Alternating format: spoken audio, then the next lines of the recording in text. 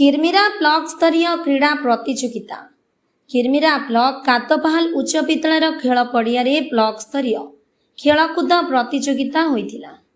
उद्घाटनी उत्सव रे स्कूल प्रधान शिक्षक गिरिधारी भैंसा मुख्य अतिथि, सहकारी शिक्षयित्री अमिता नून, समाजसेवी दीनबंधु कंसराली सम्मानित अतिथि भाव में जोगदे क्रीड़ा पताका उत्तोलन करी खेल को शुभारंभ करथिले।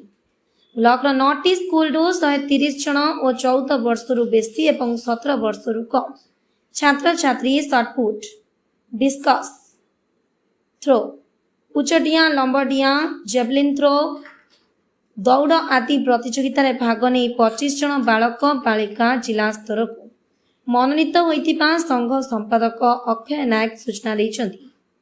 खेल शिक्षक संजय बेहरा, निर्मल साहू, प्रफुल्ल पटेल, अमीय षंढ, सौरीलाल पसायत, गगन पटेल, बुद्धदेव मरेई खेल परिचालना करथिले। किरमिरारू देवाशीष सिंह ठाकुर का रिपोर्ट, फास्ट न्यूज ओडिशा।